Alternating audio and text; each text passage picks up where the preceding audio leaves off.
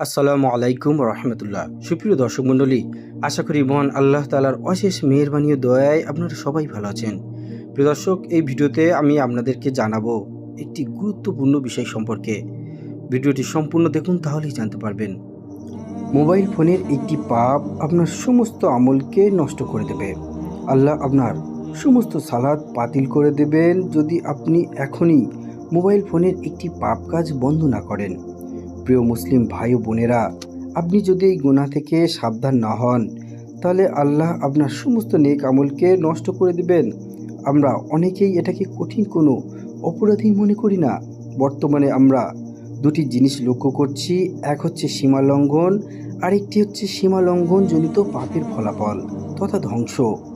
বিশেষ করে মানুষ যখন নির্জনতা গোপনে চলে যায়, তখন সে তার নিজের বাউন্ডারি ভুলে যায়। এত ভয়ঙ্কর সীমা লঙ্ঘন করে বসে যা কল্পনার অতীত। গোপন পাপ সমাজে ভাইরাসের আকারে ছড়িয়ে পড়েছে। দর্শক, এই হাদিসটি শুনুন, আপনার ধারণাই পাল্টে যাবে। আপনি বুঝতে পারবেন পাঞ্জাবি টুপি এবং সুন্নতি লেবাসধারী মানুষ ও কিন্তু গোপনে অত্যন্ত ভয়ঙ্কর রকমের খারাপ হতে পারে। শুধুমাত্র প্রকাশ্য লিবাস আর বাহ্যিক আমলই আপনাকে রক্ষা করতে পারবে না। গোপন পাপ থেকে যে কোনো মূল্যে বাঁচতে হবে। এই হাদিসটি আপনাকে বাঁচাতে পারে। সুপ্রিয় দর্শক মণ্ডলী, এই হাদিসটিতে আল্লাহ রসুল সাল্লাহ সাল্লাম একটি ওয়ার্নিং দিয়েছেন। এই হাদিসটি শোনার পর আপনার ঘাড়ের পেছনের লোমগুলো দাঁড়িয়ে যাবে।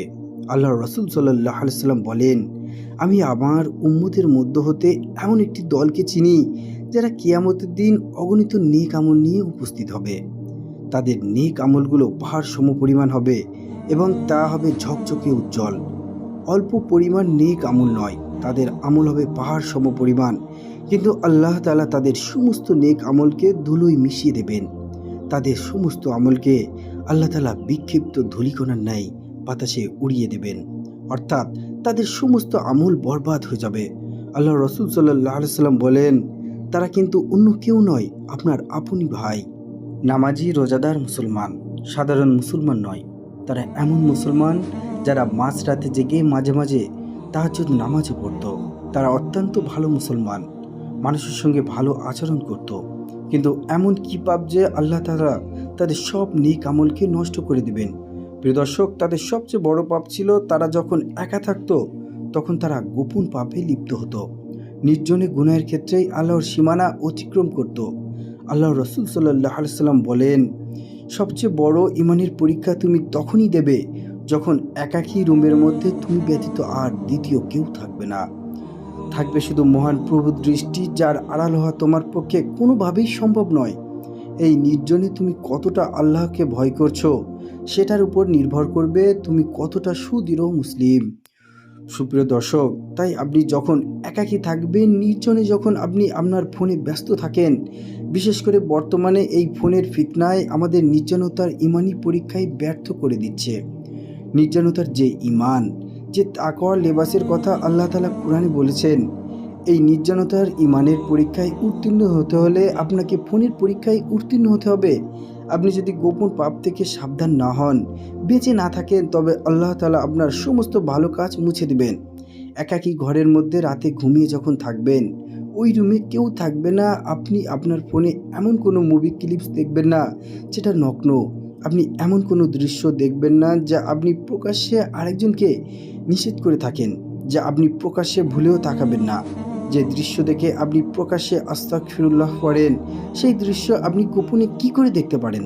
বা কিন্তু সব জানেন, সব দেখেন, মানুষের সামনে ভালো সাজার কোনো কারণই নেই। একাকী নির্জনে যদি আপনি আল্লাহকে ভয় করেন, তাহলেই আপনি প্রকৃত মুসলিম, প্রকৃত ইমানদার। মনে রাখবেন, আজ থেকে নিজের উপরেই পরীক্ষা করতে থাকুন। একাকী নির্জনে আপনি কতটা ভালো, নিজেকে পরখ করে দেখুন। বর্তমানে এই তরুণ মুসলমানদের ক্ষেত্রে পাপের নানান সামগ্রী হাতের মুঠোয় এসে পড়েছে। আমরা যাকে মোবাইল ফোন, অ্যান্ড্রয়েড ফোন বলি বা আইফোন বলি, আপনি সর্বদা মোবাইল নিয়ে ব্যস্ত থাকেন। মানুষের সামনে মোবাইলে ভালো জিনিস দেখেন, এমনকি আপনার ফেসবুক প্রোফাইলে ভালো ভালো ভিডিও শেয়ারও করেন। সবই ভালো চলে, কিন্তু গোপনে আপনি এমন এমন দৃশ্য দেখেন যা হয়তো প্রকাশ্যে বলতে কখনোই সাহস পাবেন না। লজ্জায় মুখ নিচে নেমে যাবে। তাহলে আল্লাহকে কেন ভয় করছেন না? প্রিয় ভাই বোনেরা, কি করে ভাবলেন যে নির্জনে আল্লাহ আপনাকে দেখছে না? নিজের নফসকে নিয়ন্ত্রণ করুন। নিজের পবিত্র আত্মার সাথে একটু লজ্জা করুন। বর্তমানে পাপ সর্বত্র ব্যাপক এবং বেপরোয়া হয়ে উঠেছে। পাপ সাম্রাজ্যের অধিপতিরা উঠে পড়ে লেগেছে। তারা প্রতিটি স্থানে ফাঁদ পেতে আছে। সুযোগ পেলেই আপনাকে অশ্লীলতা বেহাপনার দিকে নিয়ে যাবে। সুযোগ পেলেই তারা নেশাদ্রব্য থেকে আপনাকে নিয়ে যেতে পারে। সাবধান হয়ে যান। প্রিয় ভাই বোনেরা, আমি আপনাকে একটা পরামর্শ দিই। নির্জনে একটা কথা স্মরণ রাখবেন, যেখানে আপনি একা নন। আল্লাহ আপনার প্রত্যেকটি কর্মকাণ্ড পুঙ্খানুপুঙ্খ দেখছেন। এমনকি আল্লাহ যতটা মনোযোগ দিয়ে আপনাকে দেখছেন, ততটা মনোযোগ দিয়ে আপনি আপনার নিজের উপর দিচ্ছেন না। আল্লাহু আকবার। তাই গোপন পাপ থেকে বেঁচে থাকুন। আপনার জন্য রয়েছে সুসংবাদ। যারা গোপন পাপ থেকে বেঁচে থাকে, আল্লাহ তাআলা তাদের সকল কবিরা সগীরা গুনাহ মাফ করে দেন।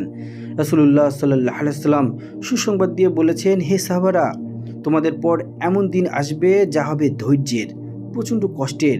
এই দিনগুলো এখনো শুরু হয়নি, যে দিনগুলোতে মুসলিমদের দিনের উপর অটুট থাকা বড়ই কঠিন হবে।